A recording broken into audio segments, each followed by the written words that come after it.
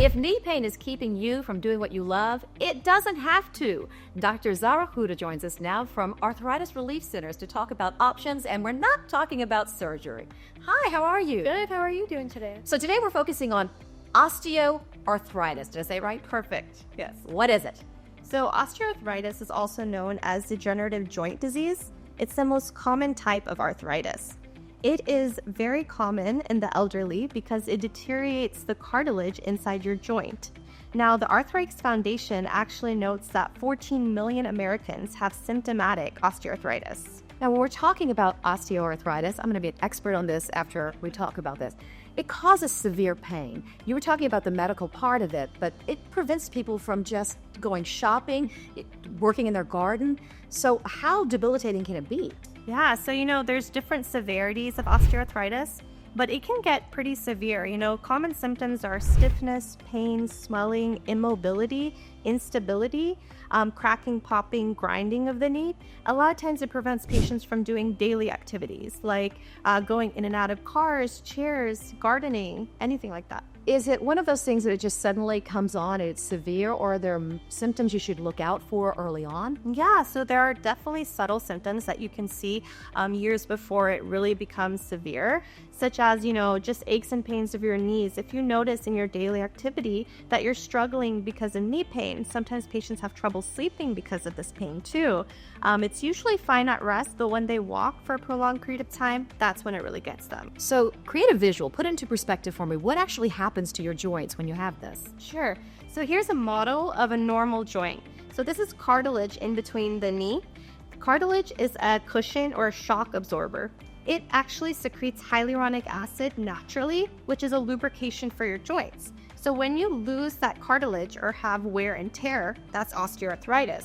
When that happens, it looks like this. Ow. Yeah, so you're losing that cartilage, so you're not secreting that hyaluronic acid as much as you were before. I think of osteoarthritis as something that affects people who are older, but it's not necessarily just for someone who's aging.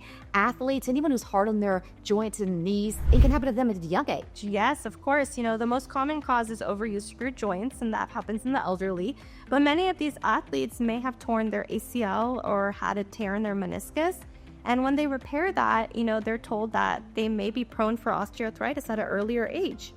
Obesity is also another risk factor. The more weight you have, the more that you bear it on your joints, that's really going to wear and tear that cartilage. And of course, genetics, just like with anything in medicine, that has a huge factor as well. And so the earlier the better to find out if you actually need these treatments, because then you can do more to perhaps prevent pain in the future. Definitely. The earlier the diagnosis, the more options of treatment that we have, and the more likelihood we can prevent the arthritis from worsening, and maybe we can even delay or avoid knee replacement surgery. And that's the goal. Yes. Dr. Hooda, so what are the treatments? Are there several for osteoarthritis? Yeah. So first we want to try conservative measures like icing the knee, home exercises, over-the-counter medications like Tylenol, anti-inflammatories like ibuprofen, Advil. If that doesn't help, then physical therapy and intra-articular steroid injections, that can help with pain and swelling. If that fails, then Viscosupplementation is what we offer, which is hyaluronic acid injections into the knee for chronic knee pain. So let's talk about this hyaluronic acid. What exactly is it? What are you putting into your body? Yeah. So I have an example right here. So this is hyaluronic acid. It's a gel-like substance that we inject into the patient's knees. So in a normal joint, we have cartilage that secretes this naturally, actually. But when you have osteoarthritis, you lose that cartilage, so you're not making that anymore. So we supplement this gel using an X-ray guided image every time that we do this injection.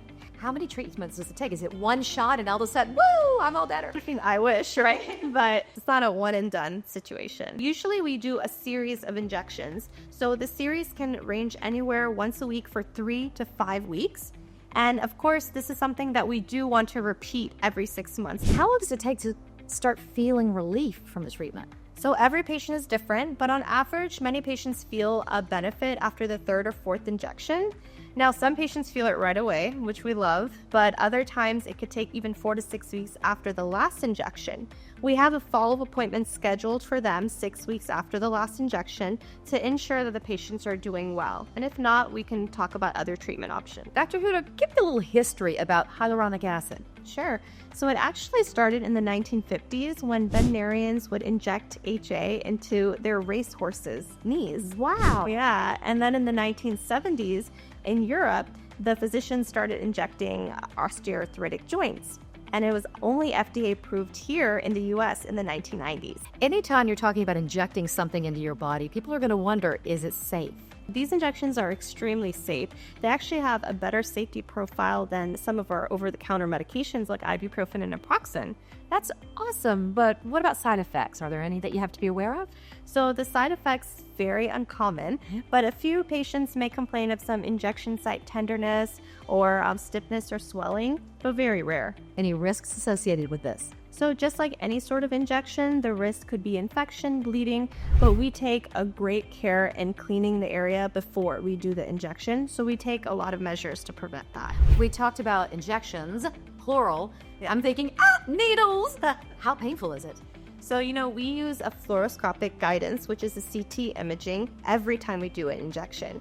So the benefit of that is it decreases the risk of adverse events such as pain, but we also use numbing spray, and we also use local anesthetic like lidocaine or bupivacaine. One of the things that really struck me about this is the precision. This isn't just taking a needle and just putting it into the knee, which sounds so painful, but it's not, because you have procedures to mitigate pain and also be very precise about where it goes. Exactly. So every time we do a knee injection, we use our CT-guided low-dose X-ray every time we inject the needle. So it goes directly inside the joint.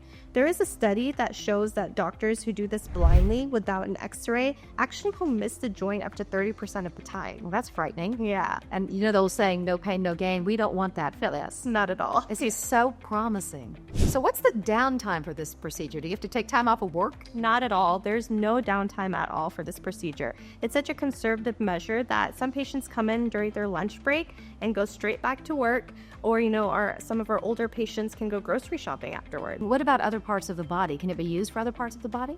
So in Europe they do use it for other joints like shoulders and hips, but it's not FDA approved in the US for hips or shoulders. But we do it for those joints because patients have shown benefit from them, but it's not covered by insurances, but we do have self-pay options. So that's something to discuss. Exactly. If you do want, and the shoulders you said are a common one as well? Yeah. Like that. Awesome. What about the patient, even though it's infrequent, who goes through all this, but it really doesn't help? Yeah, what's the next option? That can happen. So we are a pain management specialty clinic. So we don't just do viscosupplementation. We offer a lot of different procedures and treatments for not only knee pain, but for back pain, other joints as well. So we have options for them. What if a patient goes to a doctor and the first option they're given is surgery? What should they do? And that's very common. We see patients that tell us that, I've been told that I need knee replacement surgery.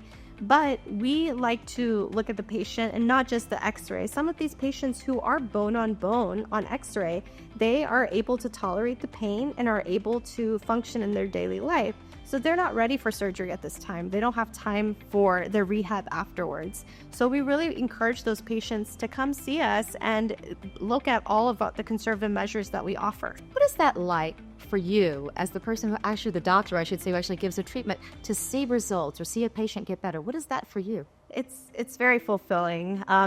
We've had patients come in so happy after the treatments that they can live their daily life without pain, and they only wish that they could have come sooner. It's so great that we're getting the word out.